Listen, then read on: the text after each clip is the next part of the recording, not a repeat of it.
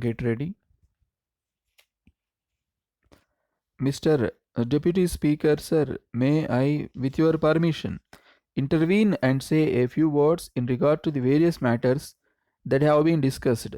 My colleague, the Finance Minister, who is in charge of this particular budget, will no doubt deal with the specific matters that have been raised in the course of this debate. Although this budget is the individual responsibility of the Finance Minister, it is also the responsibility of the entire government. As Prime Minister, I am entirely responsible for it as well as any other member of the government. This budget was placed before the House after the usual consideration by the government, and the latter is completely committed to it. That does not mean that we are not willing to consider any new proposals. We are certainly willing to do so, so long as the basic structure of the budget is not affected. My friend, the Honorable Professor Shah, pointed out various difficulties in the way of a debate here and in the way of a consideration of the budget proposals. He pointed out how little could be done in the allotted time. I am in complete agreement with him in this matter. If there are any practical proposals which would enable us to give more time for the consideration of these problems, either formally or informally, I am quite sure that the finance minister will gladly consider them. The real difficulty is, however, more basic, and it is this: the kind of problems which the government has to face now is so vast and intricate that it is impossible for any democratic parliamentary assembly to give enough time for its consideration. It is just a question of time. This is not a new difficulty. I remember that long debates on this subject took place in a country like the United Kingdom, where they found that they could not get along with the old procedure of discussing everything in the House itself. So, even parliamentary procedure in the United Kingdom has gradually changed, and many matters are left more to the committees than to the House itself. Usually, a principle is decided by the House and its working out is left to committees. The House simply cannot find the time to consider anything. That is a difficulty inherent in the situation.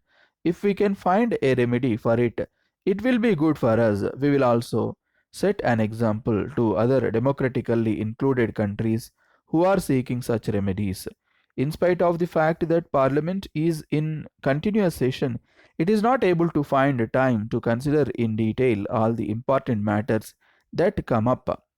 We have, in fact, much less time because we are not in continuous session.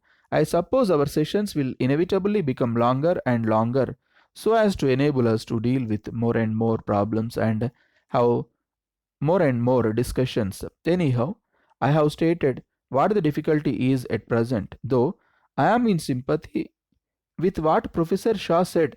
I have no easy remedy for that difficulty. We are prepared to consider any ideas or suggestions about how to give greater facilities for more intensive discussion of any great problem. An honorable member referred to the budget speech as being directly or indirectly a survey of all manner of problems in domestic, international, economic, foreign, etc. The House can hardly expect the finance minister's budget speech to be a survey of all these tremendous problems, although they have no doubt some bearing on the budget. As I listened to the honorable member who spoke just now, I was wondering whether we had the larger picture in mind or were getting lost in a few minor and secondary matters.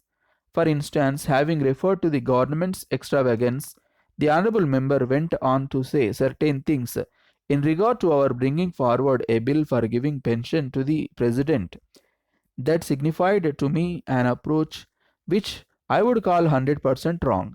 I propose to say a few words in regard to our general approach rather than about specific problems. I am sorry to confess that I have not been here throughout the budget discussions. I have listened with care to some speeches. When I was here, I have also taken care to read the full reports of the speeches made when I was absent.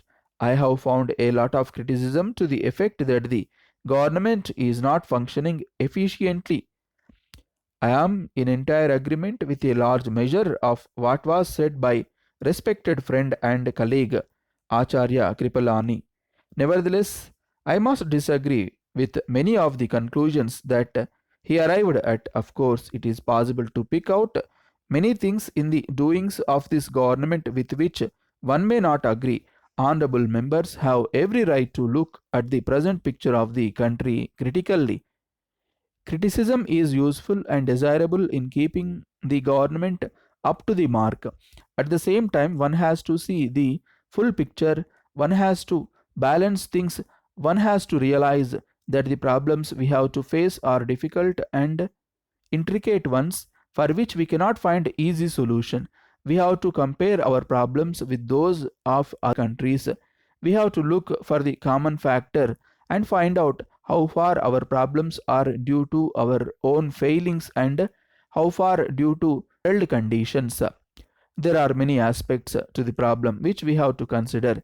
If they are to be helpful, honorable members must look at every aspect, good and bad.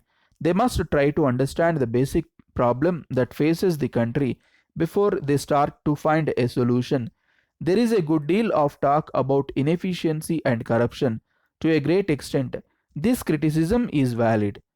Every intelligent person agrees that there should be efficiency and that there should be a government that is clean from top to bottom. It has our objective to achieve such conditions where they are absent. But it is a matter of face and means. We should always strive to improve things.